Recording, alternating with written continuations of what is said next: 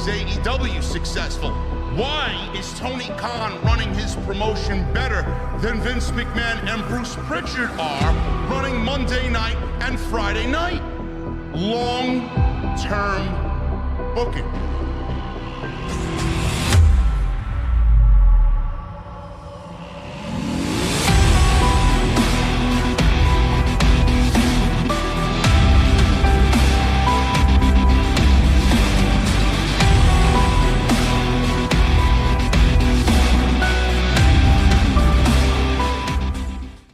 What is going on, guys? Thank you so very much for joining us on this special Saturday episode of TNT Tuesday Night Titans. It is Saturday, 8/5/2023, SummerSlam Saturday, joined by my co-host on Tuesday nights, the one and only Andrew Baydala. What is going on, man?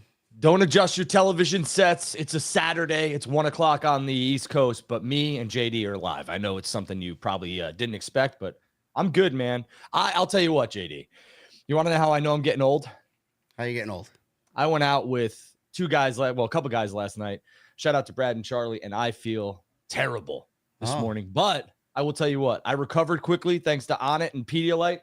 They sponsor your boy, so go out and grab some Pedialyte and grab yourself some Total Human by Onnit. They help you feel like a million bucks. This guy's been on Onnit and Pedialyte for as long as I know him. It's true. How are you doing? I'm good, man. I woke up an hour and a half ago.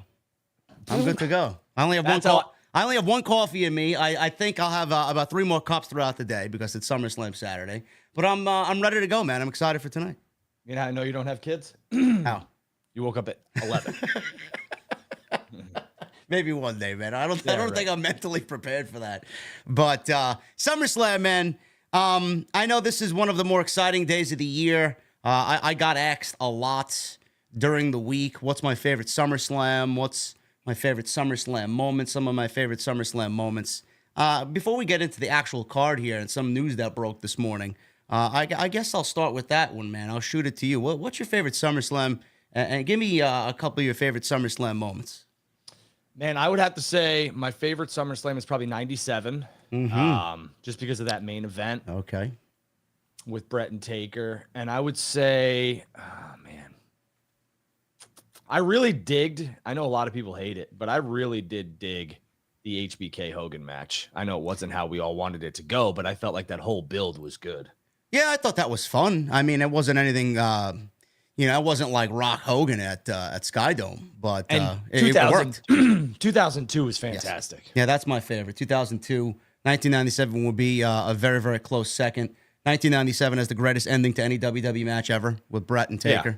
I mean, just everything about that was, you want to talk about cinema with Roman Reigns and the Bloodline. That was, everything about that was cinema. A couple other ones, I loved, the 1993 SummerSlam in Detroit. Believe it or not, a lot of people kind of critically panned that SummerSlam. I thought that was a very exciting SummerSlam. I love the whole ambiance of it. The Brett and Doink match, always something that really never left me, man. With Jerry the King Lawler faking a car accident. I mean, that was just fucking beautiful. Yeah, and 2002 was live from the Nassau Veterans Memorial Coliseum in Long Island, New York. Shout out to Long Island. 93 was good. I like 94. Brother versus brother. Yeah. I mean, there's in a cage. Yeah. At the United Center in Chicago. So, I mean, yeah, you got Razor, Shawn Michaels, ladder match number 2. I mean, this was some great SummerSlam moments. Yeah. And here's the deal, right? Everyone's always like, oh, well, SummerSlam is the WrestleMania in August. I've heard you say it, and I will echo those statements. There is only one WrestleMania, and that's WrestleMania. But SummerSlam is a damn good time, and it is a very, very important time, especially right now, for World Wrestling Entertainment, WWE, because there's a lot of things that need to go a certain way tonight to continue certain things. So we'll have to see how that all pans out tonight. Yeah, we'll talk about that. We got the match card lined up here, but before we get into the match card, guys, preview predictions, there is something that broke this morning, and I was talking to Drew about it off air. He did not know before we actually came on live. Michael Cole is now pulling double duty. He's now going to be the lead voice of Monday Night Raw. They are replacing, finally, Kevin Patrick on Monday night. Michael Cole and Wade Barrett, according to Variety, are going to be the main men on Monday night. Cole will remain on SmackDown, so he'll be doing Raw and SmackDown while being joined by Corey Graves, and then Kevin Patrick is going to be serving as the Percy Watson of the SmackDown booth. He's basically going to have a very minimal role, which would probably be best for him. He did not really work out at all. I'm glad the WWE finally, after a year and a half, has recognized it didn't work out as the lead guy. So that is the news coming out of SummerSlam weekend already. Cole and Graves will be on the call tonight, as they are the two best that the company has. What do you think about this, Drew? I think this is a great move. Now, obviously, Monday Night Raw still has its problems, but it's going to be a little bit more digestible. And most of the weeks, we don't have to watch Monday Night Raw on mute anymore. Well, here's the deal. I don't like to talk about anybody's downfall or the demise of somebody, because it is somebody who is in that profession who's trying to make it work. It didn't. It happens. Okay. There's been plenty of them, both male and female, who have tried to sit in that announce chair at that desk and have not panned out. Michael Cole is a gem. A lot of people hated Michael Cole for a very long time. They hated him with Ross. Me included.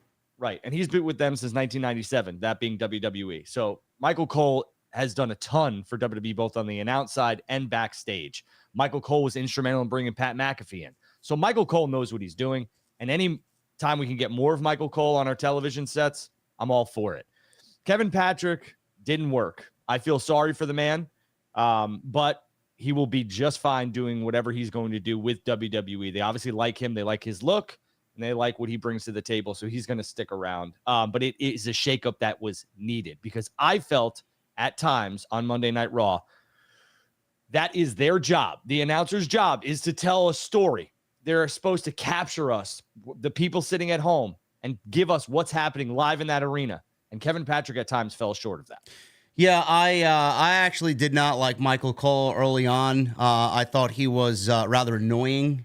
And then when we had the NXT UK United Kingdom tournament, and he did that with Nigel McGuinness, he kind of opened my eyes to how good he can be when he's kind of unfiltered. You know, that was a Triple H production, William Regal production. They just let him go out there. He was excited to call it. He had a renewed charisma about him. He was enthusiastic. He was excited. And everybody poked fun at him like, yeah, this is how good Michael Cole can be when he doesn't have Vince McMahon screaming in his headset. So that kind of opened me up to Michael Cole there on how good he can be. And I think he's honestly had almost a reemergence or a career resurgence here with Triple H early on. You know, he was doing things that, you know, everybody was just really admiring. And, you know, I would say I don't want to go out there and say that he's as good or better than Jim Ross, but I mean, he's got to be in the discussion for greatest WWE commentator, surely, no doubt, right? Oh, Michael Cole? And I think that Michael Cole, you saw his career resurgence, and that you saw him start to really enjoy what he was doing, and it came through the television screen when he got Pat. I mean, I felt that Michael Cole was doing things the right way and always had, but his energy and his enthusiasm when he was with Pat McAfee, you could just tell that it like gave him new life. And we'll see what happens now, because I think him and Corey Graves, Michael Cole and Corey Graves, are an announced team made in heaven. Yeah, they're fantastic. Wade Barrett does a great job, too. I'm really liking Wade Barrett's work. I enjoyed him on NXT.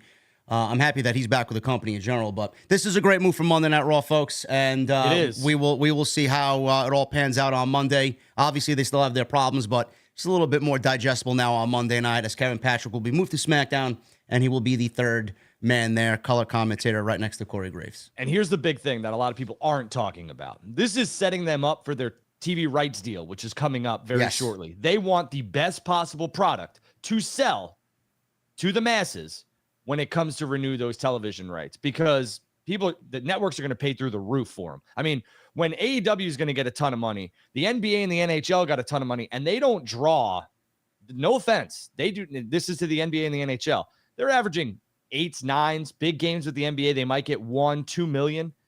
WWE does that friggin' weekly. Yeah. And it's like 4 million with the combined ratings sometimes. So WWE is going to get a ton of money, and they want to put the best possible product out to the consumers so that the buyers see it and they want to pay through the nose for it. Yeah. So Raw is going to be right back at the flagship. That's a good point. That's a good point, man. A lot of people aren't really going to raise that point, but that's a good point. You want the best product in a contract year? Absolutely. Yeah. Everyone just thinks that this move is made because Kevin Patrick wasn't cutting the mustard, which is, it's true. Part of it. Right, but here's the deal. Again, the art of the WWE and how good they've been in terms of generating revenue is just this. They're a step ahead always. And that's why they're making, I mean, how much did they make this quarter, man? Most ever? WrestleMania pulling, what, $260 million for the weekend for Los Angeles? Holy shit. Their Q2 earnings, the call that I was on, it was mind-boggling how much money this company is making. And I'm a shareholder, so I want to hear those type of things, but I consume the product because it's entertainment. It's enjoyable. Yeah. And my son likes it. But you need to understand, and I'm not talking to you, I'm talking to everyone watching. We need to understand that that's a business. We have the Slim Jim Battle Royal because their sponsorship money pays for 90% of the WWE's roster in a fiscal year. Think about that. And you want to know why the women didn't get on the show, man? WWE's going to take that mighty dollar over putting who's everybody complaining about? Becky and Trish? Come on. Well, I mean, they're going to take the money. Rhea's a strange omission, but I get it, and we'll talk about this too. We'll get there. I'll leave the floor to you, man. There's how many matches? 1, 2, 3, 4, 5, 6, 7, 8 matches tonight. Perfect. There's not a lot. There's not a lot. It's easily digestible here. I'm liking what I'm seeing. It should be a solid show. I think they're going to end on a high note. There's a rumor of Rock coming out and maybe him showing up. Who knows how true that is? But that writer's strike. I mean, it seems like Rock and some other people need something to do. And I'm not. I know you watch the superhero movies and all that other stuff. I don't. So I guess Rock bombed a movie or something. Black Adam bombed. Yeah. Yeah. All right. Well, it is what it is, man. You can't win them all. But I'll leave the floor to you, bro. Which match do you want to start off with here first? I think we should start off with the Slim Jim Battle Royal because I think that's one to get out of the way. And I think the obvious choice here is LA Knight, right? Yes. Do they go that route? Because what is the Slim Jim Battle Royal winner get? That's what I asked last night on my SmackDown post. I don't know what they get. Maybe they get a yearly subscription to Slim Jim. I mean, shit, you can drop that off here. I'll take it.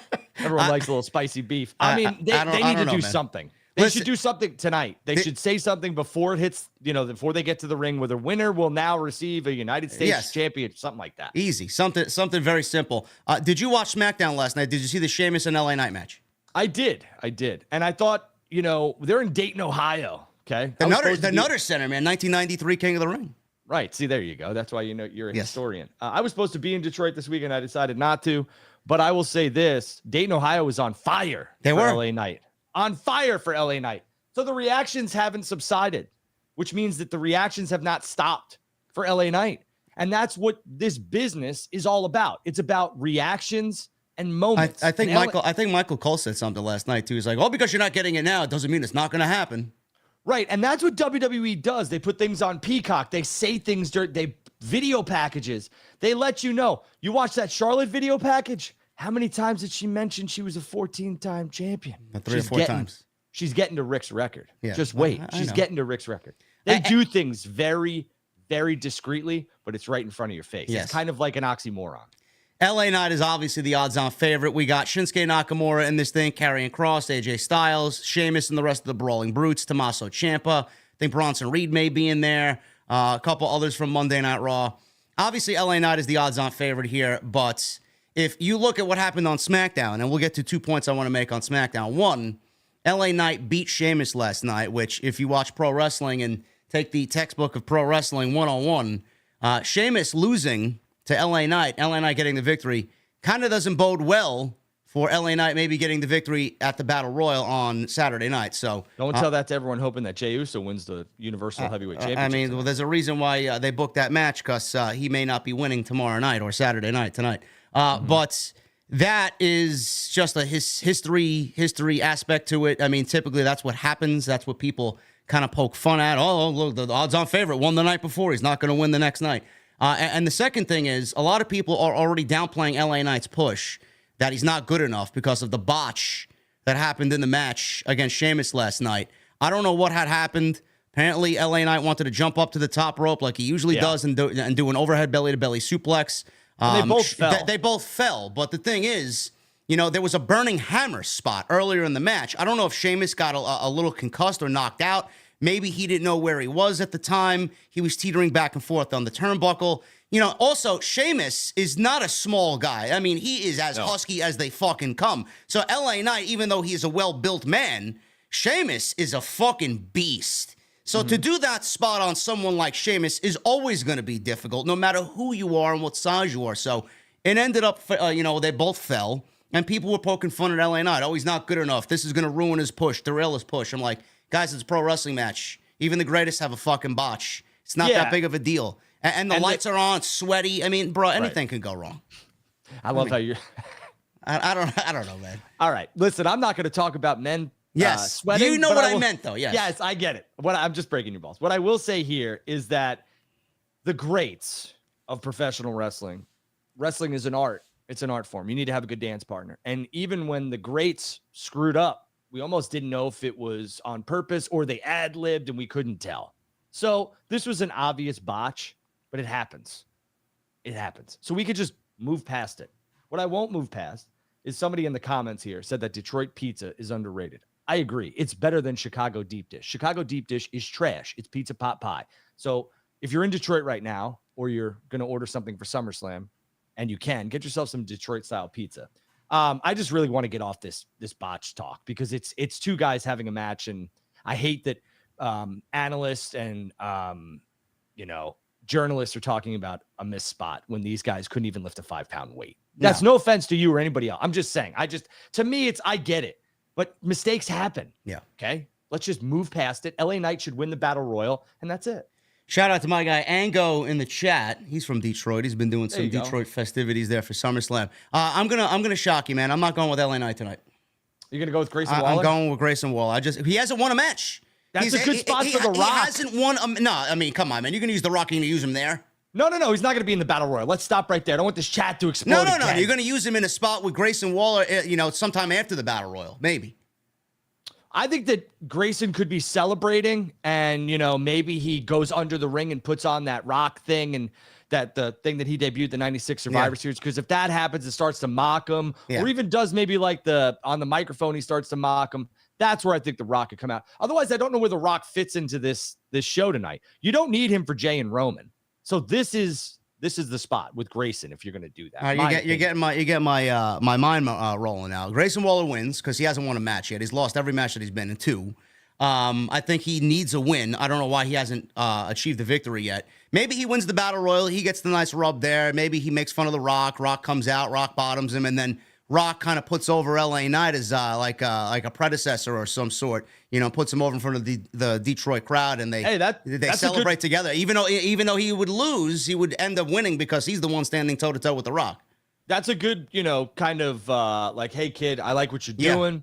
And he's not a kid. I like what you're doing, and I'm standing with you. What you're doing is okay by me, even though they all call you a Rock and Steve Austin ripoff. That being LA Knight. Yeah. Rock's music could hit during the Battle Royal, and Grayson Waller could, get distracted, and then LA Knight throws him over. That's all things that could happen too. But if you're going to use The Rock, you want to get, and again, this is the part of the business that a lot of fans don't put into the equation.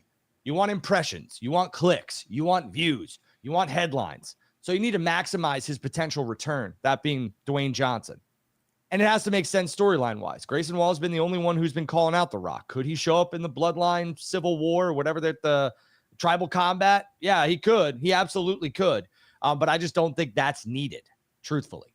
So a lot of people are asking where Johnny Gargano is. I have no fucking clue where Johnny Gargano is. I mean, this would be a nice spot for him, but something's going on there that we don't know. So I really can't tell you what's going on with Johnny Gargano. He should have been back on TV already, especially now that Ciampa's back. But I'll leave that up to the reporters who want to go uncover some news. I don't know. The tag team champions are hurt. Yeah. One half of the tag team champions are hurt. And I think that's where Ciampa and Gargano were going to be. They're going to be in the mix for those tag titles. But I've said this once and I'll say it again. This is no offense to Triple H, Paul Levesque, and the people over in WWE.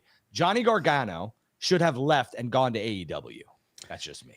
I mean, you ain't going to get a peep out of me with that. I mean, I would have loved to have that happen, but, everybody thought that he was going to be well off with Triple H. Clearly, that hasn't worked out. I don't know what's going on there, but hopefully Johnny's back because he's way too good to be kept off TV. I agree. You want to talk about what should we talk about next? Let's talk about the MMA rules match because this, for all the women's omissions on this card, right? The quote unquote that everyone wants to talk about, the WWE has invested a lot of time into this match where in the beginning I was like, don't care, could care less. And then all of a sudden it was like, all right, well, I actually want to see this now. And I think that what they've done with the two women's matches is perfect. They could have obviously had Rhea on here. She's all over the billboards, all over the posters. I think she was supposed to be a part of the show, she being Rhea. But let's talk about Rousey and Baszler here. I have a funny feeling that Ronda's going to put her buddy over on her way out the door. I think so. I think this may be a sleeper match of the night, too, to be quite honest with you. And you said it, I think, perfectly on Tuesday when we talked about the omissions of the ladies' matches that they cut from the show. You know, when Ronda gets a lot of shit, and I've been kind of at the forefront of that. I'm not a fan of Ronda and what she's done in this second run in WWE. I think she's kind of approached everything with this careless attitude. She doesn't really give off the vibe that she enjoys being there or wants to be there. But, you know, I think you put it perfectly, Drew, on Tuesday. When Ronda wants to work with somebody, Ronda's going to show the fuck up. And I honestly think she's going to show the fuck up tonight. She's just like Brock. Yeah. Brock, when he wants to sell for somebody, when he wants to work with somebody, Brock puts on, no offense to Dave Meltzer, but he puts on 3, 4, 5-star matches all the time. Doesn't matter the opponent when he wants to work. Yes. What he did with AJ Styles, he being Brock. When Ronda wants, these are actual athletes. All of them are athletes. WWE superstars, both male and female, are 100% some of the best athletes in the world. But Brock and Ronda are a different animal. When they want to work, when they want to do something, it's not 55%. It's not even 100%. It's 150%. And Ronda, it's always the what and the why in life. The what is this match, and why is Ronda wants to work with Shayna. This match is going to be fantastic because they are catering to both of these women's specialties, truthfully. Yeah, and, you know, the tag team title situation when they won the tag team titles from I don't even know who Raquel and Liv, maybe. I don't even no, it was Isla Dawn and Alba Fire. They became the unified tag team champions. Yep. Obviously there was a plan there to have them lead the division. Something happened with Ronda with the MMA and her going back to UFC rumors. I think that there is some smoke to that fire. If she wants to go back, I mean, she could certainly do it if she wants to and give it another shot. She's not old. I know. I think Ronda, here's the thing, right? When you have kids, it changes a lot of things. And I think Ronda wants her children or her kid to see her fight in person, live. So I think there's a good possibility. And don't forget, WWE is merging with Endeavor. Yeah. Endeavor owns UFC. It's a match made in heaven. I know. I wasn't even thinking of that aspect because we're not really there yet. It's not official. But yes, you're absolutely correct. I mean, that would be a match made in heaven. So I do think that there is some smoke to that fire. I do think that Ronda has exhausted everything she can for this division. I don't think she was going to help the division with the tag team titles. I think she did a fantastic job in her first go-around, and then WWE dropped the ball. And with Shayna Baszler, Shayna actually has kind of outshined Ronda in many aspects, but WWE really hasn't been fair to Shayna Baszler either. And my question to you is, Drew, even though this may be a decent match coming out of SummerSlam and people are excited about this MMA rules match and the video package that we got on Monday Night Raw, which really kind of got people a little bit more excited about the match because they brought out both the best in Ronda and Shayna. My question to you is, and I feel like it's not going to happen because WWE shouldn't be trusted. If Ronda wants to put over Shayna and thinks this is going to be something that puts over Shayna, it's up to WWE when Ronda leaves to kind of carry that for Shayna and carry out what Ronda wants to accomplish here. And I don't think they're going to do that. I think they will. I think here's the deal, right? I think one of their biggest draws, whether we like her or not, and one of their biggest assets is probably going to step away for a while, and that's Ronda Rousey. Yeah. So you have the next quote unquote superstar that can basically do the same thing. And no offense, Ronda, Shayna cuts a better promo than you do. Absolutely. So, I mean, what are we missing here? I mean, just because Shayna's not decorated the way outside of the squared circle, the way that Ronda is, does not mean that she cannot be a bigger star in WWE. My opinion, Rhea Ripley is a bigger star than Ronda Rousey. Why can't Shayna be a perfect foil to Rhea? Why can't Shayna be the next dominant WWE women's superstar? I would love that. I mean, Shayna's at a point in her career and an age where I don't think she's going to lead a division, but she can absolutely, like you said, she can absolutely be a perfect foil to Rhea Ripley. And if you remember in NXT, who was the one that ended Shayna's reign in NXT? It was Rhea Ripley. So there is a history there. So they could absolutely revisit that if they want. I would love if that was the direction that they go in because Rhea desperately needs opponents. But I don't really trust WWE to get us there. But I hope that they do. Obviously, Shayna's going to win, and it is an MMA rules match. They did update the rules, Drew, on what the ruling of this match will be. Stipulations are that whoever passes out, submits, or is knocked out first will be declared the winner of this match. So basically, it is really WWE going MMA. Is it going to be completely a shoot fight? Probably not. I would have liked to have seen an octagon off to the side of the stage. Fight pit. or Yeah, fight I think something. And they could have. I don't think they will. I haven't gotten the final set designs yet. I know for all you guys watching this right now, I mean, I could break a little bit of news on the set. I don't think it's breaking news, but it's going to be your typical small set, which you saw at Money in the Bank, which you saw at Backlash in Puerto Rico. It's not going to be an elaborate set. And I think WWE has done a very good job with doing that. Gives it that old school feel. They could put an octagon to the right or the left of the stage. There's room for it. Don't know if they will. If it's just an MMA match in a wrestling ring, I think that starts off as a miss for me. Yeah, I mean, I don't think that's what Shayna Baszler and Ronda Rousey kind of envisioned here, but, you know, a fight pit would have worked out best. I don't know what the dimensions of the arena are going to be. If there was enough room to get the fight pit, probably there would have been, but, you know, it's all on what the higher-ups want to do. So, and here's the thing. WWE is not really, and although attendance has been through the roof and everything else like that, they are not a live event company. I know it sounds crazy because that's what but they're a television company. Realistically, that's what they are. They're a media company. So the MMA match, if they want to do it to the left and the right, and the people live are going to complain about it in the building because they can't see or something like that. I mean, there were times at MSG where Owen and Ken Shamrock were at the theater in Madison Square Garden. So what about all those people at the '98 SummerSlam who were pissed that didn't get to see that? I mean, come on, you know? Yeah. I'm excited about it. I think it should be a sleeper match of the night because I think Ronda, like I said, she's going to show up to work, and she's working with her best friend. So Shayna's going to walk out there. Hopefully WWE does right by Shayna following SummerSlam, and I'm excited to see what these two ladies produce tonight at SummerSlam. Drew, Ricochet, Logan Paul, they are already claiming that this will be the most viral match in WWE history. I read a report this morning that Logan Paul and Ricochet have been working extensively inside the WWE Performance Center, working on spots, and they are pretty confident that people will say at the end of this thing, with what they got planned, it will be the most viral match in WWE history. I'm excited to see what these guys produce because, you know, you don't find somebody like Ricochet and someone who moves like Ricochet every day in pro wrestling. Logan Paul, literally not a fan of what he does. I'm not a fan of his content, but Jesus Christ, man, has there been anybody that's come in and just absolutely wowed everybody perfectly in 3 matches than Logan Paul, man? He's been fucking great. All right, let's slow down a second. Yeah. I agree with you. But look at his dance partners. Me and you don't have a good show. I could sit here and talk to the wall all friggin' day, but it's not going to be the same type of show. Yeah. Miz, Rollins, Ricochet. I mean, you want to talk about workers. Roman. Okay, right. And I forgot Roman. All right. Like the biggest box office draw right now in WWE. Come on. But I can counter that. I can counter what you said there. It's and say, well, who are you going to put him in the ring against? You got to put him in the ring against your top guys because he is billed as a top guy, and I'm sure you're paying top money to get him in there. And B, you want to put him in there who is with somebody who is comparable to his athleticism, aka Ricochet. So you basically have to put him in there with those types of guys. Otherwise, you're not going to get a return on your investment.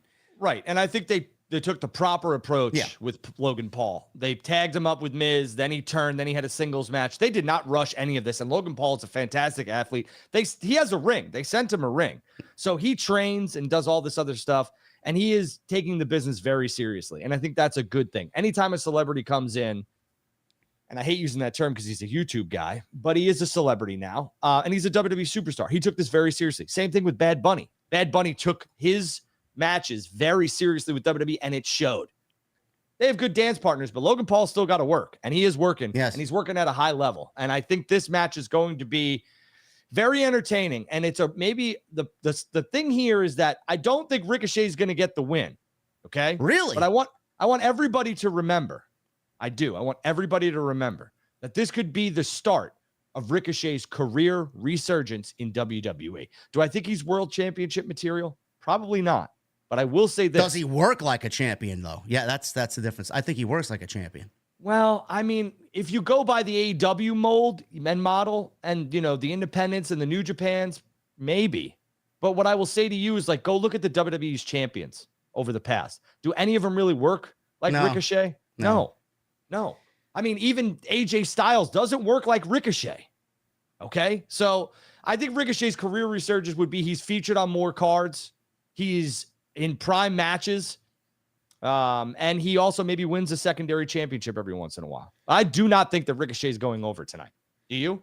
I was going to go with Ricochet in hopes that they do actually see something a little bit more in him after 5 years on the main roster. I mean, I think it's about time we see Ricochet get taken to that next level. I mean, he's been one of the most solid guys in the entire company. He doesn't have a bad match. He puts everybody else. So, honestly, Ricochet is one of those guys, and you don't have these guys come around often either.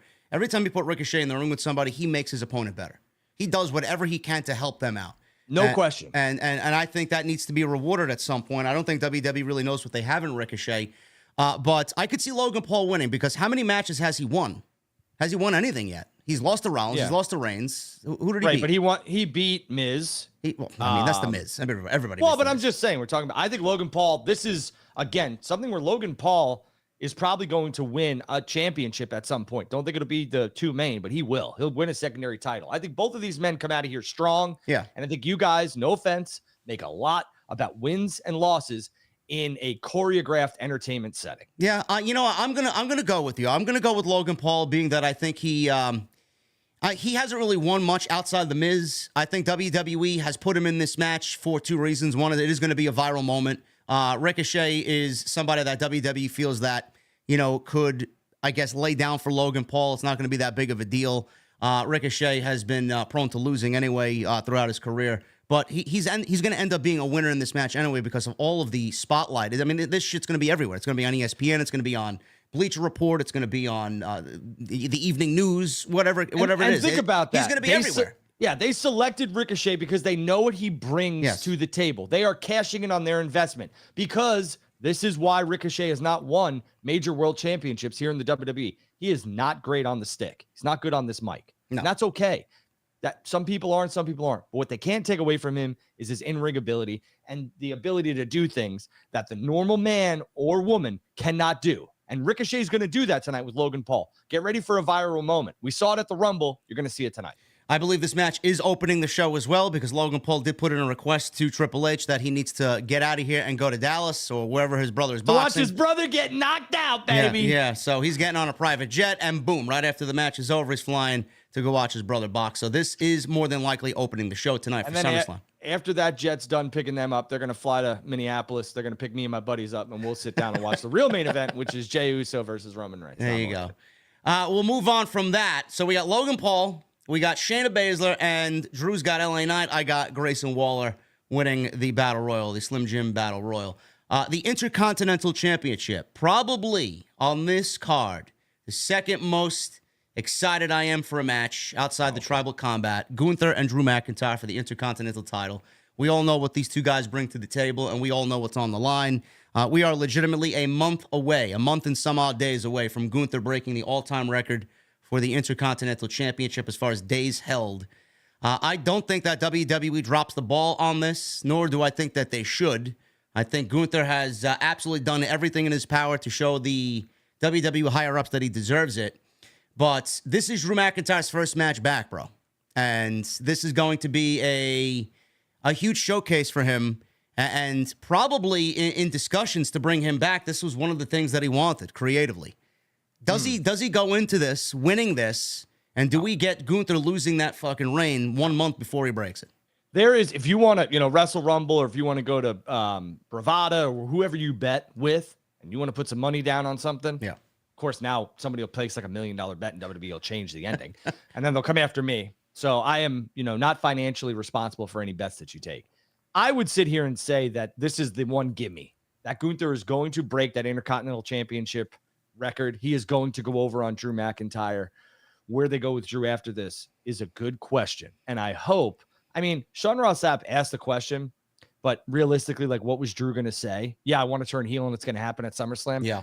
I understand he has a job to do, and Sean's a friend. I like Sean, but sometimes I think those questions are ridiculous. What are you going to get? What do you think you're going to get from these guys or girls? They're not going to tell you, yeah, you know what? I'm going to be a bad guy on September 7th.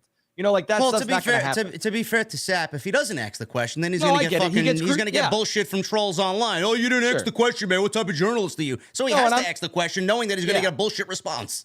Yep, and I said that it's a loaded question, and Sean knows it, and Sean's very good at his job. There's no doubt about it. But what I'm saying is that I do think that Drew McIntyre is better served as a nasty heel, and I think he could easily get into a program with Cody, Seth, whomever. That is a big bastard in Drew McIntyre. He wants it to make sense. I get where he's coming from. He wants it to make sense before he makes a career-defining change for himself, because he's been portrayed as someone that's going to go do PR, and he's going to do all these Make-A-Wish and whatever else WWE's got, Special Olympics. I mean, that's the guy that they're going to call upon for that. I mean, they have guys to do that. Do they really need another one in Drew McIntyre? They have Cody, right? Cody is for the kids. Yeah. So I mean, it's definitely something that's going to be a major talking point. But WWE would be foolish to take this honky tonk record and have Gunther come so close, only to drop it one month before. They want that record so far out of honky tonk's hands too, because if you again all of a sudden did they wake up? Oh, we got to break honky tonk's record, pal. No, like, I mean, they okay. Listen, they have never really focused. Those long championship reigns were back in the 80s and 90s because realistically, they just kept the championships on men, or there was not many women working at that point in WWE who were going to draw. The Intercontinental Championship was drawing on the B house shows. Okay. There wasn't television besides once a week. There was a pay-per-view every quarter. So they kept the Intercontinental Championship on guys like Honky Tonk and Warrior because they were going to be at the B house shows. The A was either Hogan or Macho at that point, Macho Man or Randy Savage. And that's what they did. So that's why those reigns are so long. They can't stand Honky Tonk Man. Have you ever seen him on WWE television since? No. Did they even mention the man? No. So they are trying to erase themselves and distance themselves from him. Listen, I get it, man. Sometimes you want to do a little house cleaning and a little house renovation. I get it. And then wanting to update their records to something a little bit more modern. I mean, how many of today's demographic, bro? How many of today's youth know who the Honky Tonk Man is? Nobody. Hardly anybody. Right. You know? I mean, my kid watches Peacock and he'll throw on old stuff and he'll ask me, who is this? And then that's how he knows. Yeah. That's how he knows who the NWO is. And there's nothing wrong with being a secondary guy, right? So, I mean, there's nothing wrong with being secondary. There's nothing wrong in second place. You still on this bullshit? Listen, I'm just making a connection, man. There's nothing wrong with being second place. But, yeah, I mean, in all actuality, man, Gunther should break the record. I mean, outside Roman, Gunther is the best thing on WWE television. I cannot wait for him to become the world champion. The TV with him, man, as world champion is going to be so prestigious and so... Monday Night Raw has not had a main event like, or main event champion like Gunther, or what Gunther's going to be, bro, in a very long time. I can't wait for that. You're an Italian from New York, just like I am. Yes. I'm about to get a wooden spoon and smack it over your head. What the fuck is wrong with you? What are you talking about? What about Cody? I mean, just because you don't like the Cody and Brock thing, you don't think Cody's the best thing on Raw? Cody's not going to be on Raw if he beats Roman. When's that happening? He's going to win the Royal Rumble, ain't he? Wow. I don't know. I guess we're already making predictions for WrestleMania. I mean, if Roman's going to stay on SmackDown, Cody's got to win the Rumble again, right? I mean, Gunther on Raw and Cody on SmackDown.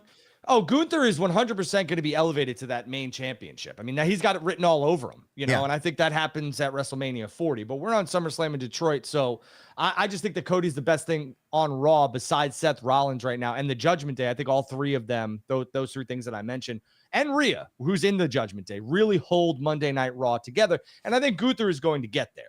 But speaking of the women, let's talk about the WWE Women's World Champion, Asuka. She's taking on Charlotte Flair and Bianca in a triple threat match. And Asuka had a really interesting promo. I think they did her right. They didn't make her talk. They just showed her working out, kind of MMA style. And she said she's beaten both of them. Yeah, where was that Asuka promo for the last 7 years? Well, I think you're seeing a lot of, everyone's always up in here like, it's a Vince move, and Vince McMahon sucks, and Vince this, that. I think you're seeing a lot of Triple H with the women. Yes, a lot of stuff with the Shayna stuff on Raw with Ronda, that last night. I mean, Triple H, man, believe it or not, he's got a great team around him. Jeremy Borash does a great fucking job. Or whoever's doing these video packages and putting these video packages together. Because I know he had his team down at NXT and they were phenomenal down there. I mean, that I could see being a Triple H thing. He wants to get the story out there where the loose ends really need to be tightened up. And I could see him kind of going in that direction. Yeah, and here's the thing. I think Triple H has really made sure that the women, and I know this is good. People are going to clip this and they're going to be like, is he serious? They omitted 2 matches from the card. These 2 matches seem and feel so important that you're going to sit in your seat and watch.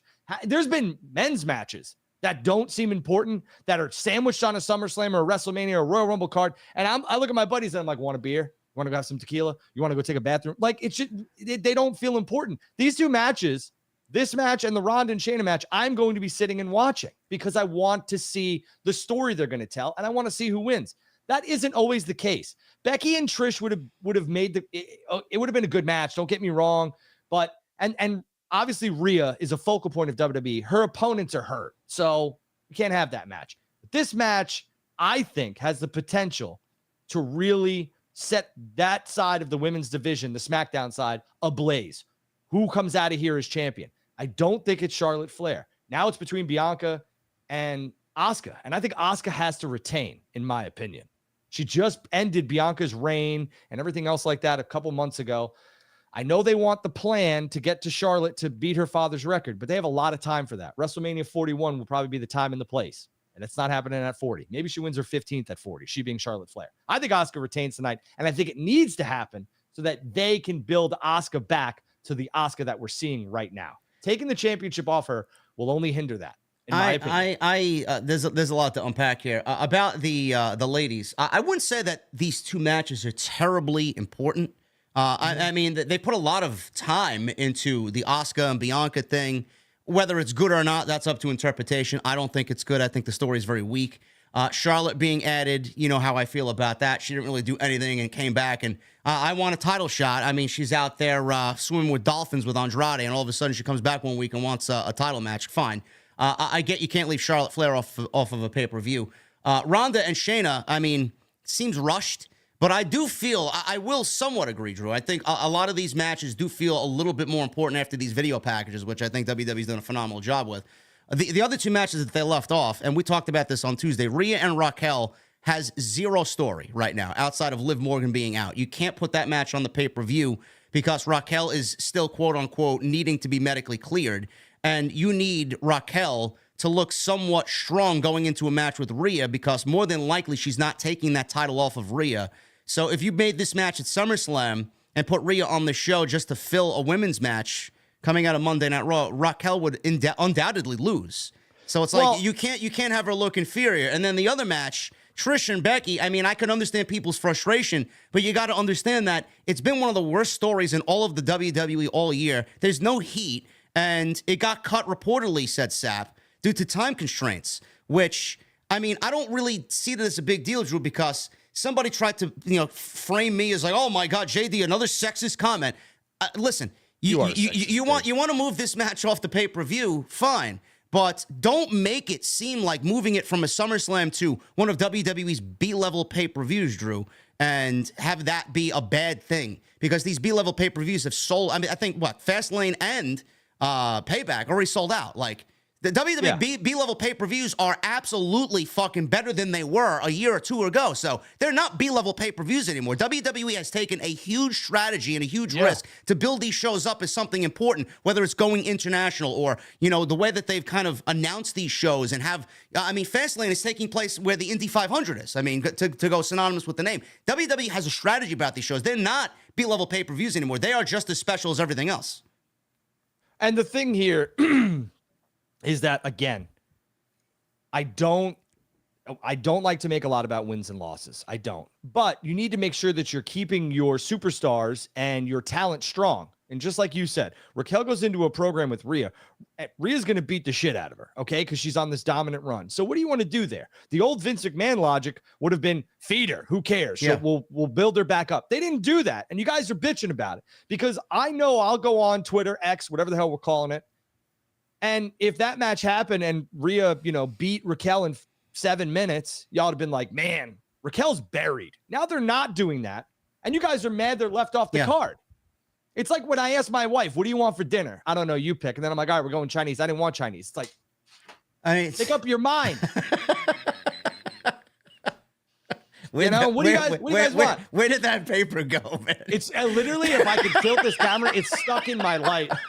It didn't land. You saw that? It didn't land. So, I just make up your minds, guys. And girls, I understand. Rhea is a huge draw. Bro, they're making it into a male versus female thing, and WWE is against women. We understand that the women's division is weak, but please, where is that same energy, bro, when the creative is the fucking reason for the shortcomings of the division? It's not because WWE wants to cut these matches. They obviously cut these matches for things that are a little bit more important. It's up to them to make the women feel just as important. And time constraints, Roman and Jey is going to get 35 minutes, easy. Cody maybe longer. Drew and Gunther's probably going to get 20 minutes. I mean, how long do you want this show to be? I mean, we talked about this. 8 matches, perfect. 2 women's matches out of 8, perfect. 4 women's matches, making it a total of 10 matches on the night. I mean, you're nearing 4.5 hours, 5 hours of a show. Nobody wants that. Plus, this is the last thing I'll say on it. You think taking them off this show is bad, but WWE may be giving them an opportunity to main event the next show because Trish and Becky may have a steel cage match. It ends the show. Maybe Rhea and Raquel main events the next show. Who knows? But they'll be in a bigger spotlight on the next show instead of being just another match on SummerSlam. Take what you can get here, folks. It's not that big of a deal. Yeah, and Roman's off. After this, Roman's off. So you're going to need matches that have some significance and some meaning. The want and the why. WWE is going to make you want these matches. Why? Because they're going to build them up. If they rush these matches onto SummerSlam, like JD and myself said, they go by the wayside. They already burned that. Now where do they go? We had this problem with Roman. They kept feeding Roman all these competitors, all these talents. And then all of a sudden it was like, who the hell's Roman going to face next? Yeah. I mean, and we're there now too, truthfully. Like he's fighting his cousins. That match is going to get 45 minutes. Easy. Entrances. Yep. It's tribal combat. We have no idea what that even means. It's like anything goes. They're probably going to brawl throughout the arena or the stadium. Listen, give it to them. Now, for these ladies, bro, I know Charlotte mentioned yesterday she's 5-0 at SummerSlam. Now, that's kind of an ominous look at it. I mean, is she going to lose her first SummerSlam? I don't know. My inclination is Charlotte's going to win the championship, and we're going to get a 15th reign out of this thing. I want to say something real quick because I'm going to forget. We saw the return, quote unquote, of the Hurt Business. Yeah. They looked great. Fantastic for the Street Profits, okay? But I'd like to add a female to that. And I know that Bianca would 100% slide in there. She could lose this match tonight and snap and beat the absolute holy hell out of whoever wins, or whoever. She could beat the hell out of Charlotte backstage, in the ring, whatever. And then they have the Street Profits and they got Bobby with her. That, I think, is something that would help Bianca ascend to the next level, because right now I feel like she's in flux. Yeah, I agree with that. I mean, it doesn't take a lot to change the perception of how you look at somebody or a tag team. Street Profits didn't really do anything but just give you a nastier attitude. I mean, they're dressing a little bit sharper and they got a nastier attitude, and now they're aligned with Bobby Lashley. Same thing with Bianca Belair. I've been saying this for years with Bianca. She's kind of grown stale with this, hair twirling baby face shtick that she's got going on, dancing around. I mean, if Bianca just slightly changes her attitude to what she was doing in NXT, which was great, I mean, that's all you need. You don't need to change anything aesthetically. You don't need to change how she's presented. Just a slight attitude change to go along with what her husband is doing with this new group with Bobby Lashley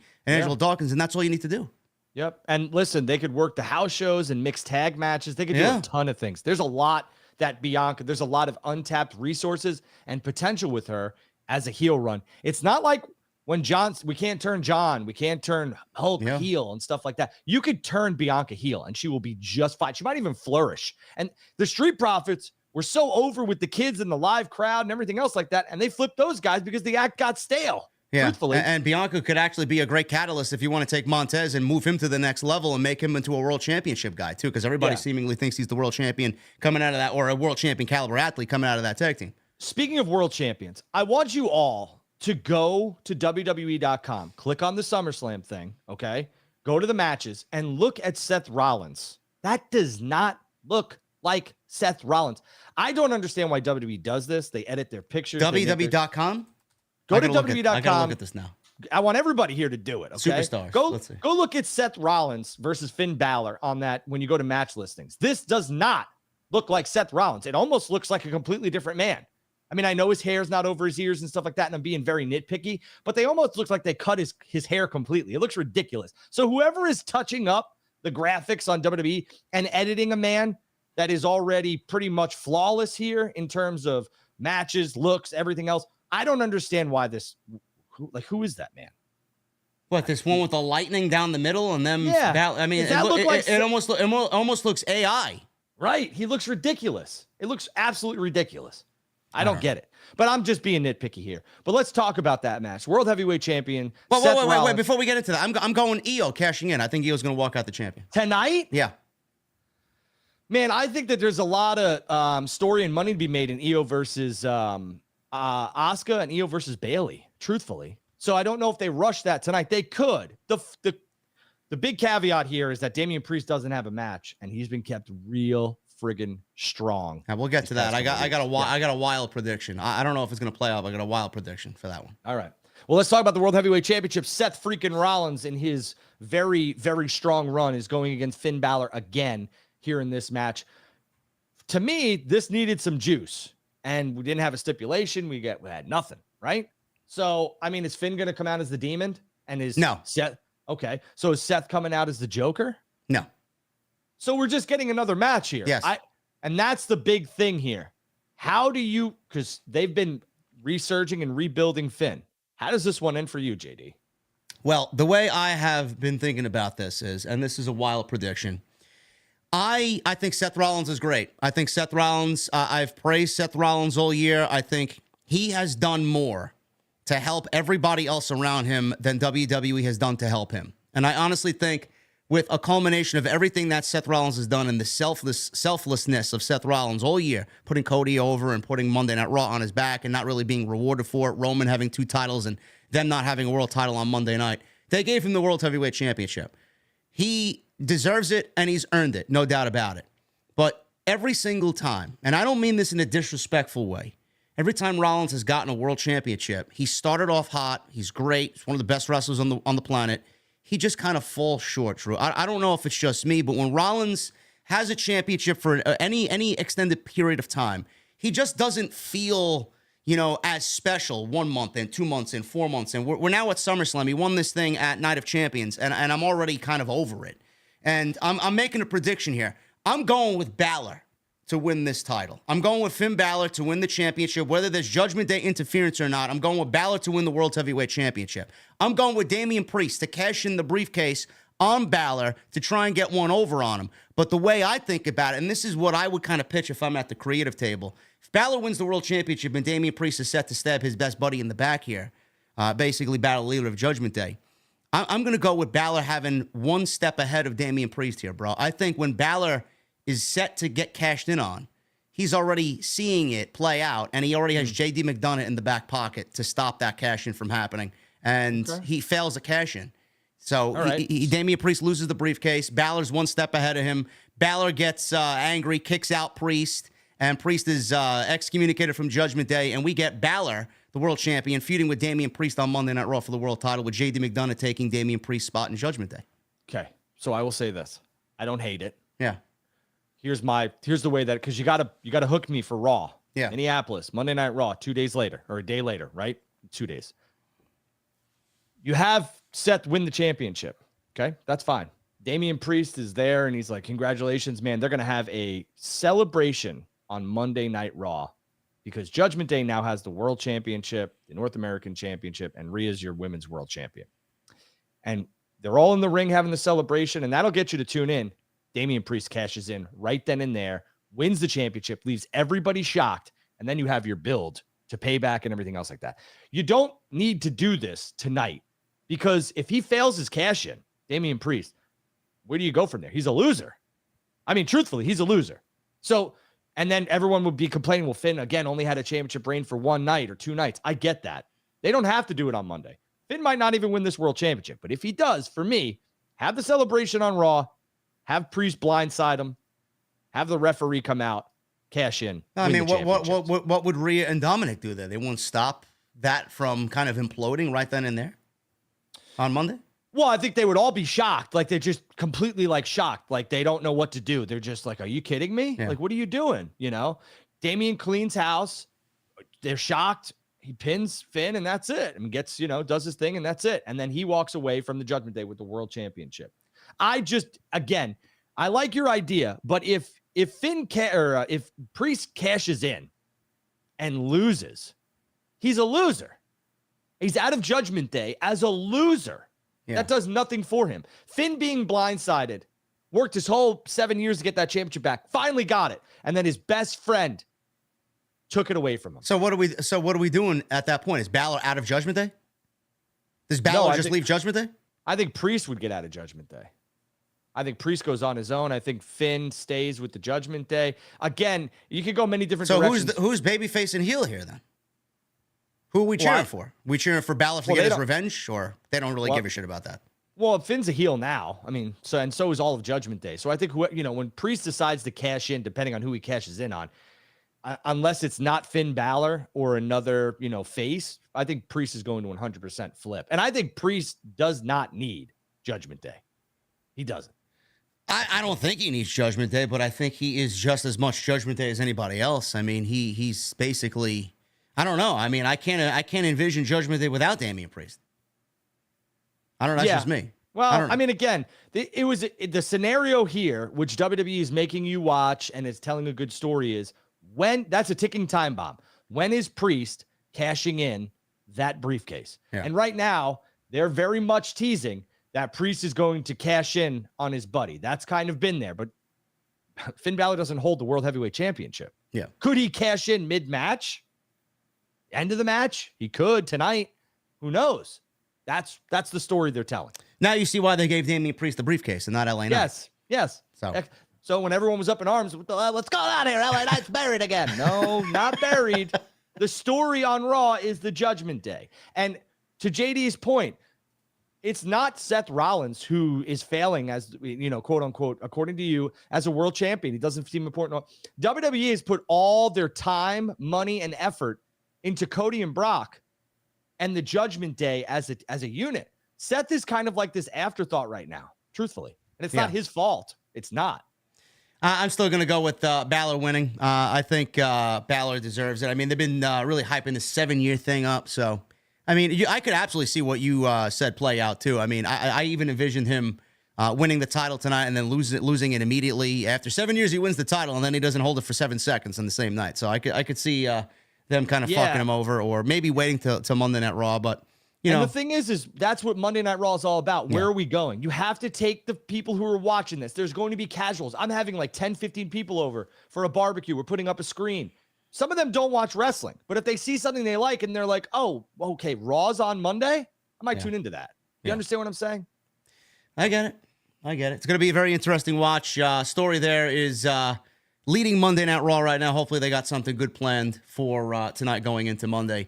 What I'm not excited about is Cody versus Brock Lesnar. No stipulation has been announced. We are just getting a standard one-on-one rematch. This is match number 3 in a 4-month saga here with absolutely no reason why this is happening. I don't know, man. I'm not excited about this. I'll leave the floor to you to talk about this first. The documentary was fantastic. I watched it on Thursday. Absolutely fantastic. I got a little watery-eyed during some of the parts. Cody knows how to fucking talk, man. He knows how to tell a story. Love Cody. This I could not give a shit about. I'm sorry. Well, I mean, here's the deal, right? It's important in terms of where we go, where the WWE goes with this, after this. Brock is a main event. He's a attraction. I get it. It's 3 matches. They probably only needed to do 2 or 1. I get that. But this is making, and how many times they say one of the main events on SummerSlam, okay? So Cody's in another main event of a pay-per-view, premium live event, and it's with one of the biggest stars in the history of the business. And Cody's going to walk out of here a winner. He is going to beat Brock Lesnar. Brock Lesnar's going to do fantastic business with Cody Rhodes, just like he has in the past. So I think we need to just see where this goes. Because if they, again, it's like I said, you guys just complain and girls complain about everything. If Cody was in a match with Seth Rollins for the World Heavyweight Championship and Cody won, that's not the championship. That's not the story. And I agree with you. If he loses that match, Cody's buried again. So this is a big match on a card that realistically is not WrestleMania, and it's Cody's comeuppance. He's getting back to where he needs to go. And that eventually is finishing the story, which is what they told on that documentary. Where do they go from here, bro? And we know Cody's winning. Cody's going to get his match. He's going to get his win over Brock. Where do they go from here? Because I've heard rumors of Cody and Seth after SummerSlam is over. That's not the direction. I don't want that. That's not the title he needs, obviously. I've heard Cody and Randy Orton potentially, but Randy Orton, I mean, you could plug Randy Orton into 3 different storylines. You could plug him into the Imperium Matt Riddle thing that's going on, and teaming him with Drew McIntyre. I mean, that would be kind of lame, but they do have to tie up some loose ends there with Matt Riddle. You can plug him into the Roman thing because the Bloodline put him out. The last thing that we saw on TV was the Bloodline putting him out. He was gone because of the Bloodline. The chat is getting me so angry here. And now you could put him in the Cody Rhodes thing, man. I mean, Cody Rhodes beats Brock Lesnar, and then whether he shows up tonight or tomorrow, Cody's free. And then here's the next thing, the next test, which is Randy Orton. Or it could be Bray Wyatt. WWE and SAP, I think, reported Bray Wyatt is being kept off TV because WWE is still very concerned about his health. How much of that is a red herring, bro? We don't really know. I mean, is he ready to come back or is he not ready to come back? I do think that he's ready to come back, but somewhere along the way, I think either the story between Randy Orton and Bray Wyatt, both of these stories, I think some information's kind of being withheld there to maybe be a surprise on tonight's show. I don't know. You know what? I think the Bray health stuff is real.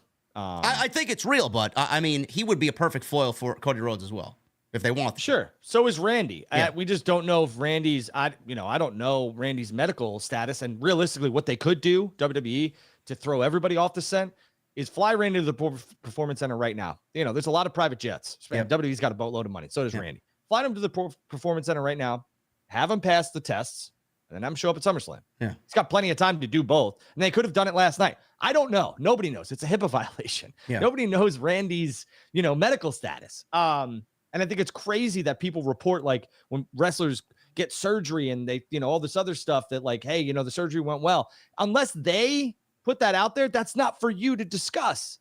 But we need something big after Lesnar. We need something big for Cody. For sure. I mean, he can't go to Monday Night Raw and then all of a sudden start a feud with fucking Miz or Ciampa or Yeah, no, and I get that. But again, I've been crucified for this because I've said, you got to stop booking for you. I don't book for me. JD does book for him, and I get it. That's what everybody does. Oh, this is what I want to see. They don't give a shit at times what you and me want to see. They are going to book for what they need to get done and the reactions. And here's the deal. Stop watching through your kids' eyes. No, I'm not going to, because that's WWE's target audience. Is that what was pissing you off? Oh, no. The people in the chat are like, oh, Cody's dead, buried. What are you guys watching? Seriously, what the fuck are you guys watching? I want to know. What are you guys watching that this man is buried? They gave him all this time on SmackDown. He's not even on the brand. Okay. They had a promo package. They are doing so many things with him on Raw. A documentary. Cody is the furthest thing from buried. And I agree with everybody. Cody needs a formidable opponent going forward because the Brock stuff is done. We'll probably see that on Monday Night Raw. His momentum on TV creatively isn't where it needs to be, but to say he's buried, I mean, the guy has legitimately been everywhere this weekend. He's on everything, every TV station, every interview, every podcast. He's not buried. I mean, the company clearly has an agenda here, and Cody's the guy. So get used to it. And again, I want to say this to people who don't have children or nieces or nephews or whatever.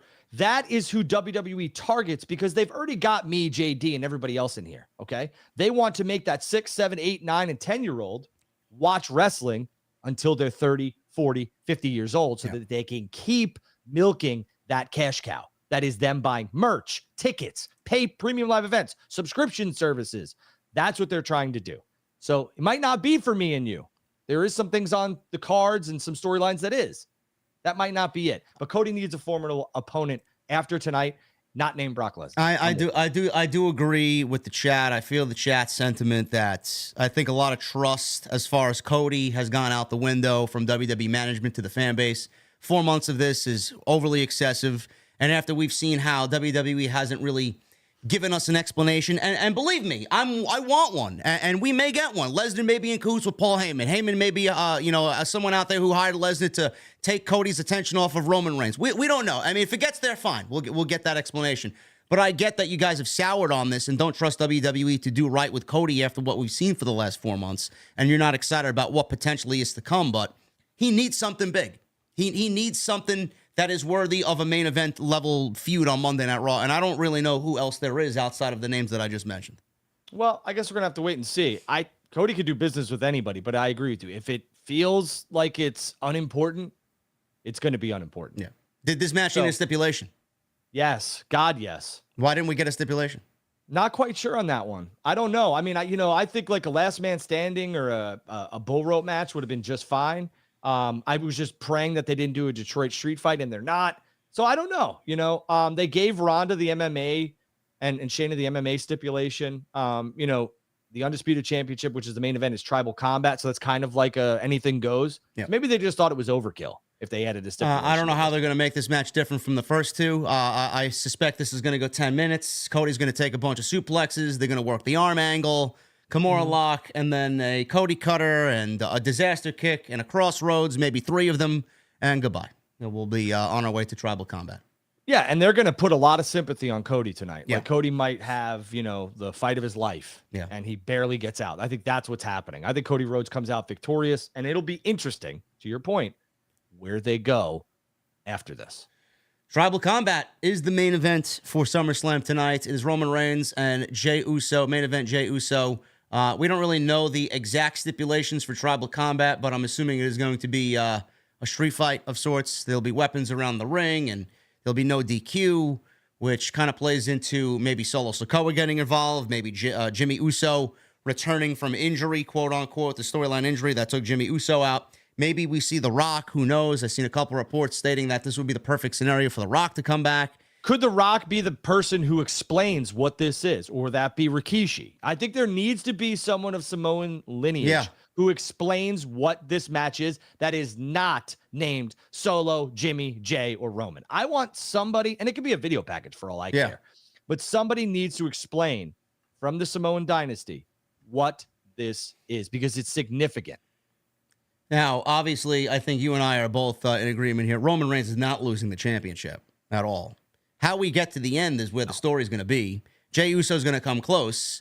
Whether Jimmy shows up, whether Solo gets involved. The one big takeaway from last night's SmackDown was Jey tried to really get in the head of Solo Sikoa and basically paint a picture that has happened to him early on in his bloodline run, and basically told Solo that whatever they're doing to you now is exactly what they did to me. Sammy said it to Jey. Jey finally realized. Jimmy told Jey. Jey finally realized. Now Jey is telling Solo. So you see the dominoes falling here, Drew. You see all of the bloodline kind of aligning with each other here and kind of moving away from Roman Reigns. And Solo is the last piece to this puzzle. Will Solo finally reveal himself as, hey, I'm not dumb to your tricks, I'm going to join my brothers? Or do we see this kind of play out where Solo aids in Roman winning and we get payback from tonight's show with Jey and Solo main eventing Payback next month? Well, let me ask you this. But they gave the match already on SmackDown, which I don't understand why, but go ahead. Right. So let me ask you this. Were you surprised that this match happened on SmackDown? Yes. Because I was. And yes. I was surprised that it went as long as it did. I thought for sure it would be some sort of like schmaz, or I'm not fighting you, or a DQ or something to that extent. They gave you an actual match, like an actual match. And to me, I was like, that's interesting. So they've already kind of burned the possibility of that match happening at Payback, right? Yeah. Because do we care to see it at Payback now, unless Jimmy's the world champion? Or Jay's the world champion? I don't care to see it again, no. Does Jimmy come back and maybe go against? This is another narrative out there. Does Jimmy come back and turn on his brother? Because Jey, honestly, man, I don't want to see it. They're literally the greatest tag team in WWE history. Do I want to see, Jimmy turn on Jey? I don't think so, but Jey has done so much, bro, to prove to everybody that, listen, I could stand on my own. What does Jimmy do on his own? I don't know. He's not going to be 100%. He's not going to be someone I want to see away from his brother, but I mean, Jimmy could turn on Jey and we could get, that narrative out there. That's now the story, right? For Payback. It seems as if the story is going to be brother versus brother. And it's not, Solo versus Jey. It's Jimmy versus Jey. And I think you're right. You never wanted me here. You never wanted me there. You never wanted me in that top spot. Now I have a problem with it, and that's who turns. Jimmy, has always told Jey, I don't want you there, blah, blah, blah, blah, blah. So that's the story, because they burned through the Solo thing. And I think the Solo thing was predictable. Yeah. And I've seen the rumors, and I don't know even how this is even remotely true, because I don't think Roman would tell anybody this besides maybe Vince. Yeah. And Vince and Triple H aren't talking, but I've heard the rumors that Roman wants to drop the championship to one of his family members. I don't think, listen, that might be the case. Roman probably does want to take care of his family, but I don't think that. Well, I think we discussed this on Tuesday. I think there was a report. I don't know who the report came from, that Roman is going to be missing Fastlane, he's going to be missing Payback, and he's going to be missing Survivor Series. That's a lot of fucking shows for Roman to be missing, and Survivor Series is one of their big 5. So I don't think Roman's going to be missing Survivor Series. I just think the advertisements didn't go out yet, and they didn't really advertise him for the show yet. But I mean, if he misses Fastlane and Payback, I think you kind of alluded to that. I mean, it was always in the cards for him to miss those shows, and they got more than enough to kind of offend Roman not being there, but that's going to be 2 extra shows without the World Championship being defended, bro. Do we get the title change tonight, and do they shock the world? No, and I've said this before, right? We just talked about it. Let's circle back. Seth Rollins feels unimportant. Yeah. His championship matches do not feel on level with Roman and even some of the other matches here. Yeah. That is a way, Payback and Fastlane, to reestablish, and that's why they have 2 world championships for the men and for the women, to reestablish Seth and make that championship mean more. Those are the main event matches right there. Yeah. Seth Rollins versus whomever for the World Heavyweight Championship, both on Payback and Fastlane. That's your main events, whoever he's taking on. And you could finish this Jimmy versus Jey stuff at Fastlane. It could even bleed into Survivor Series where we have a War Games match, Jimmy on one side, Jey on the other, and they have their pick of the litter there. But I do believe that Roman is taking the time off just like he always does, and it's well-earned, and he is not, I say this, he's not going to be missed because they will make other things more important for that card. Would I like to see him personally defend the championship every month on a show? Sure, because that's entertainment for me. But realistically, when that happens, it almost devalues that championship. And he is an attraction, guys. Yeah. Roman is an attraction. Yeah. So I think Roman walks out the champion tonight. But all I know is WWE, every time we've had Roman and something to do with this bloodline story in the main event, there is going to be something that the show goes off the air with that's going to leave everybody kind of like breathless. It's going to be like a cinematic moment. It's going to get people talking. Whatever that is tonight will happen at the end of tonight's show, and it will carry us into Friday night. But WWE has been synonymous with that. They did it at the Rumble. They did it at the Elimination Chamber. They did it at WrestleMania. They did it at Night of Champions. They did it at Money in the Bank. So it's coming tonight. We don't know what it is. So I'm excited to see where they go with this. But I do think that the biggest play here is Jimmy turning on Jey, and we get brother versus brother for Payback. Because like you said, Drew, they exhausted this already. And Solo versus Jey should have been the match at Payback, but we got it last night. I don't really care to see it unless the title's on the line. It was predictable to have Solo, interfere and not, and help Roman and all that other stuff. They could go in a different direction now, which is kind of unpredictable, where Solo turns on Roman. Yeah. And Roman and he loses the championship. That is not something that I see playing out, but you never know. Again, I think, you're asking the big returns, everything. We have seen that, especially with Roman at the end of these big pay-per-views. I truly believe that what we talked about is going to be that big payoff. It's Jimmy turning on Jey. And I think that's how we go off the air. Truthfully. There you go. I don't think you're seeing Rock show up and stare down Roman or anything like that shit. Come on. I just don't see it. Sorry. Ladies and gentlemen, SummerSlam is tonight, and we are very happy that you guys joined us tonight. We had over 2,000 in here for a 1 o'clock stream, man. Holy shit. Why don't we get this kind of audience on Tuesday night? Well, I think, listen, it's a big weekend, man. Listen, man, if you enjoyed what Drew and I did here today, man, we're live every Tuesday, so make sure you guys show up every Tuesday. My cooler, my Yeti, I'd love to get a sponsorship by Yeti. You want to send me some coolers? Me and JD some coolers? Go for it. Is full of ice cold beer. And we're ready for SummerSlam. The grill is on. We're going to have wings, brisket, mac and cheese, coleslaw. We're ready. We're ready. There you go. You know what I'm doing? I'm drinking a coffee later tonight, and I'm making arancini for dinner. Oh, nice. Yeah, man. Look at you. Good old Italian boy. Yeah, there you go.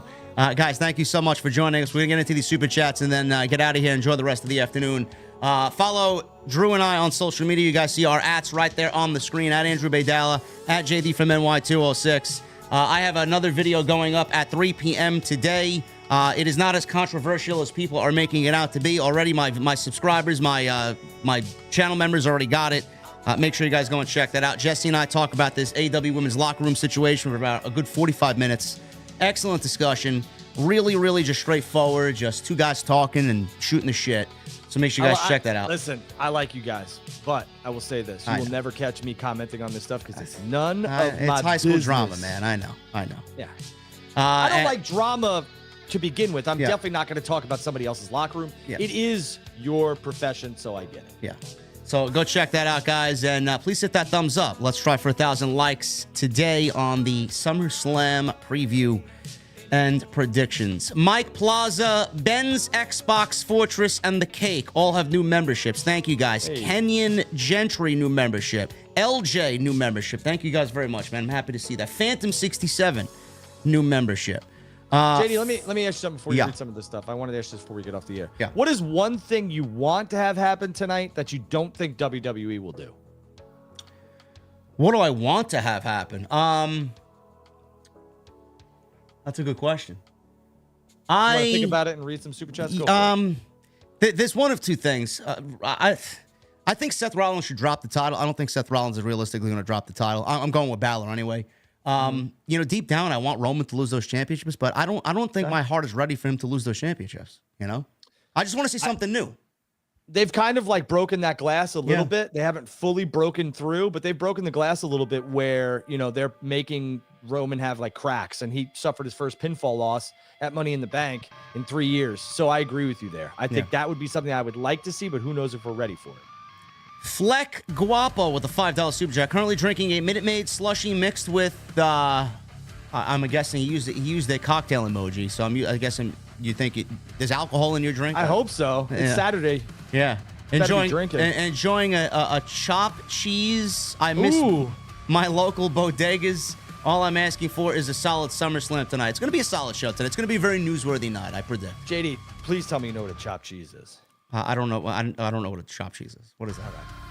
We'll have to take you to a bodega and we'll get you one. I had a sausage, egg, and cheese from the bodega on a bagel this morning.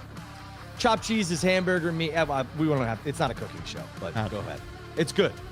Fleck Guapo, thank you, man. Enjoy your chopped cheese and your Minute Maid slushie, man. Lauren Marie Hutton with an 18 months. Hey, lovelies. SummerSlam, hope is a decent show. Tuning in. Rumors are circulating that Randy is in Detroit, hoping he returns tonight. Will he be heel or face? Well, I mean, that's the question. I mean, I think he would come back as a face, but if he goes and attacks Cody, I don't think he's going to be a babyface. You know what? I think what everyone should do, truthfully, and I know it's tough, but you should get off the internet and let this show play out. Yeah. You want to know the ending to your favorite sitcom? No, I get it. It's all the rage. Everyone wants to know everything before it happens. Yeah. But just like Cena showing up at Money in the Bank, I was like, holy shit. Nobody thought of that. So now, is Randy really in Detroit? I mean, I think I read something that said he was in Detroit, but is he really in Detroit? I don't know. I would say that he's been spotted in Detroit. Yeah. Laura Marie Hutton with a 2. JD, you're the man. Love the podcast. Keep doing you. Thank you, Laura. And LJ. Fuck me, right? I mean, I'm just kidding. LJ, thank you for the new membership. 20-minute promo at 6 months. Don't be fooled by my 6 months. I've been a regular in the venue since before most Cody Rhodes fans have been alive. Cheers to both of you fellas. Thank you. 20-minute promo. Appreciate you, man. Thank you. Cody Snyder with a 5. HBK, Triple H in 2002. Yes, absolutely. That's the reason why it's one of my favorite SummerSlam ever. Dude, the opener was a banger. What was that? Mysterio and Angle? Yeah. The middle, which was, this is how wrestling cards are constructed, ladies and gentlemen. The middle was Shawn and HBK, or Shawn and Triple H. And then the ending was Brock and Rock. Yeah. Which was a good match. Unbelievable. Punk Brock 2013, another one. One of Brock's best matches. One of Punk's best matches. Punk Brock match is the most rewatched match of that decade. It was a great match. Yeah. Like Drew said, Brock works with the smaller guys better than anybody. Jason Barker, he drops a $100 super chat. My man Andrew NJD in the building. All he says, OTS for life. And Jason, thank you so much, brother. Unbelievable. JD, you ready for Collision? Yeah, tomorrow. Yeah, there you go. Tomorrow. I'm not. People thought I was covering Collision tonight. You got to be out of your mind. Eli the Misfit with a $1.99. This guy knows his stuff, man. Yes, Drew knows his shit. Phil with a $9.99. Predictions for tonight: LA Knight or Grayson Waller, Gunther, Shayna, Ricochet. Flair gets 15th. Cody over Brock. Balor wins. Roman retains. Solid choices, Phil. Yeah. Solid choices. I'm going with Grayson Waller though over everybody else in that battle royal. And Logan Paul's beating Ricochet. Yeah. I think I'm swinging in that direction, too. Roman Reigns with a $5 super chat. Oh, my God. Hey, Roman. How you doing, buddy? There are reports saying Kairi Sane is backstage, and Asuka said she has a backup plan. Is Kairi her backup plan tonight? I don't know. What has Triple H got up his sleeve? I could see that. I mean, Kairi's not really with a promotion right now, and she's already stated that she wants to be back in WWE, so why not? Sure, why not? Why not? Gonna say no to that one, right? Cisco with a $5 super chat. I hear SummerSlam will open with Logan Paul Ricochet because Logan wants to make Jake Paul's fight. If they do that, it will be a great start. Cisco, yes, we talked about that earlier. Yeah, and that's the way to go. Truthfully, they should open. Yeah. Who else we got here? We got BW Rosas with the $2 super chat. JD, some suspect Priest will cash in on Roman and Jey Uso. Why would he cash in on Roman and Jey? So that all of Judgment Day can have all of the world championships? I don't think so. I mean, that's a little ridiculous there. I mean, they're already starting to feel overexposed. You want to go that route now, too? Right, and then what do you do? Like, what's the story after that? Roman just steps away because he's so distraught that he lost to Damian Priest? Nah. Yeah. Yeah, it doesn't really make sense. El Mase with the $9.99. You guys made my Saturday gym session so much more enjoyable. Have a drink on me, and hopefully we'll get a good summer scam tonight. Eli, or El Mase, thank you so much, bro. It's going to be a great show tonight, no doubt about it. WWE, the one thing that they've done right this year, their PLEs have been much better than years prior. They're very digestible. Yes. Roman Reigns with another 5. Fightful reported that Roman wants to lose those titles when he wants to, and Paul wants Roman to break Bruno's record. Roman's not breaking Bruno's record. That's like 3,000 days, ain't it? Yeah. Yeah, I don't know about that. That's another 4 years for him to break the record. You want Roman to have the title for another 4 years?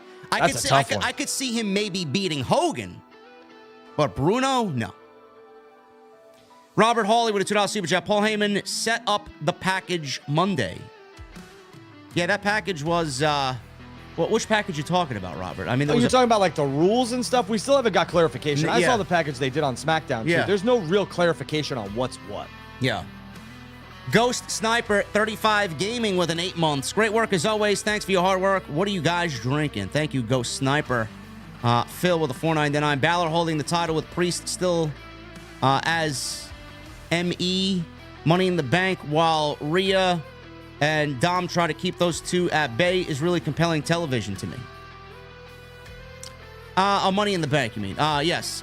Phil, I could see that. But yeah, they're going to need, like Drew said, they're going to need something to hook you going into Monday Night Raw.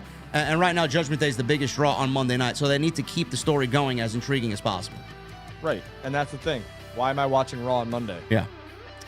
Tay with a $4.99. My SummerSlam predictions are LA Knight, Logan Paul, Gunther, Shayna, Asuka, Cody, Finn, and Roman Reigns. And also, do you see Randy Orton or Bray Wyatt returning at SummerSlam? I could see one or the other, but, you know, we don't really know. As far as Bray, his illness was real. Randy Orton's injury is a career-ending one, so you got to take that shit carefully. But he is training and training to come back. But is he bumping? Is he ready to go yet? No, he's not medically clear.